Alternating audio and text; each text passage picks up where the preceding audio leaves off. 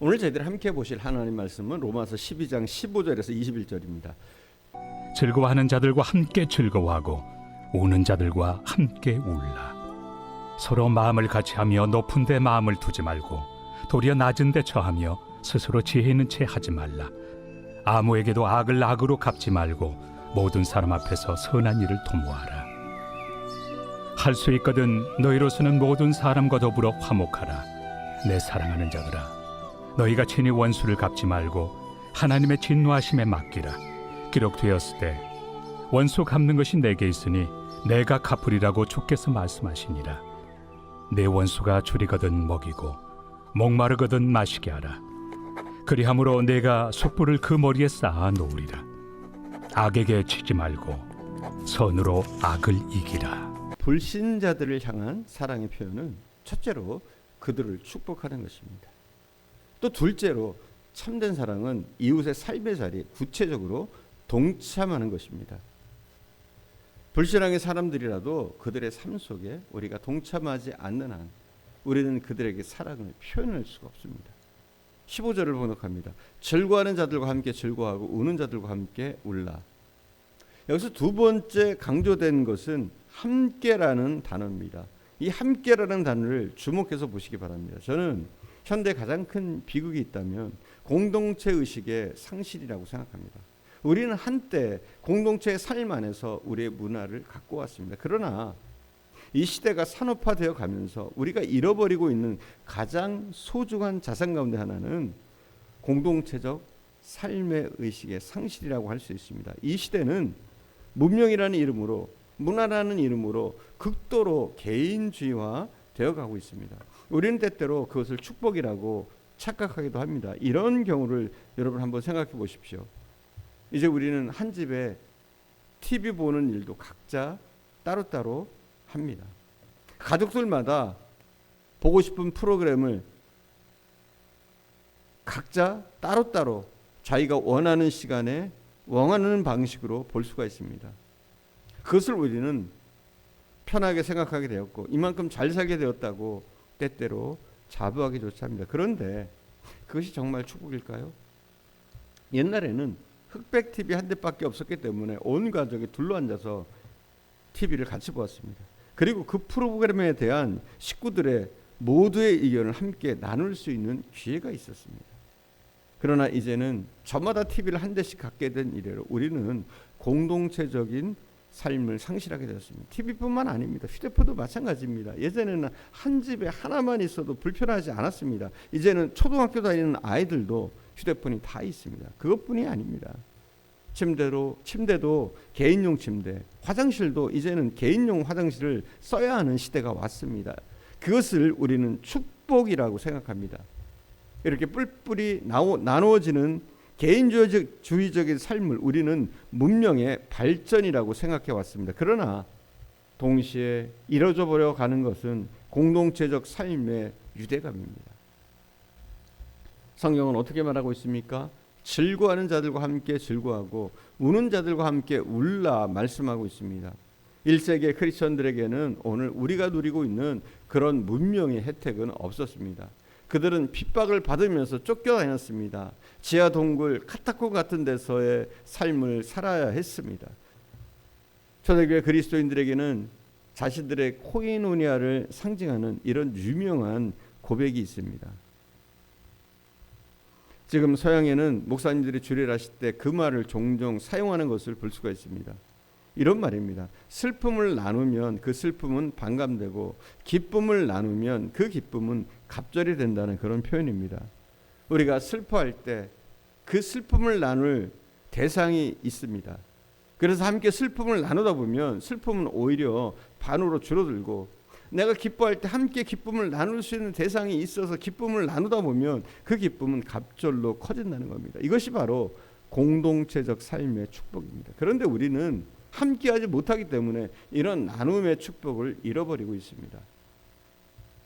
서구 사회에서는 대부분 잘 사는 부자들을 존경합니다. 그런데 한국에서는 그렇지 못합니다. 왜 그럴까요? 다 그런 것은 아니지만 한국의 많은 부자들이 부를 축적하는 과정에서 정당하지 못한 방법으로 부를 축적했기 때문입니다. 그리고 축적하는 가정뿐만 아니라 축적한 부를 어떻게 사용하는가도 중요합니다.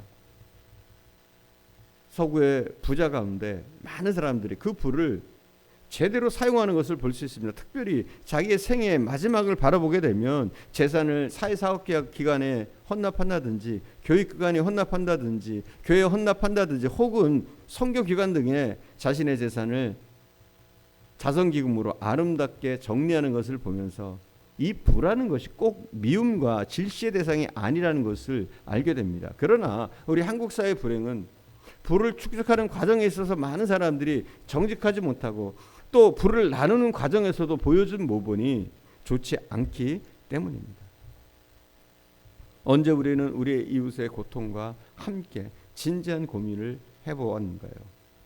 여러분, 이웃의 고통에 대해서 한번 생각해 보셨습니까? 우리 사회의 한 구석에서 소외된 사람들이 느끼는 그 아픔과 고통과 그 절망과 몸부림쳐도 나올 수 없는 안타까운 수렁에 빠진 사람들의 삶에 대해서 우리는 얼마나 진지하게 바라보고 있나요? 바울 사도는 불신자들을 향해서 우리의 시각을 돌리라고 말씀하면서 즐거워하는 자들과 함께 즐거워하고 우는 자들과 함께 울라고 말씀하고 있습니다. 우리가 이 말씀 앞에서 순종했다면 이 사회는 얼마나 달라졌을까요? 참된 사랑은 함께 나누는 것입니다. 세 번째로 참된 사랑은 겸손함에 있습니다. 16절입니다. 서로 마음을 같이하여 높은 데 마음을 두지 말고 도리어 낮은 데 처하며 스스로 죄 있는 채 하지 말라.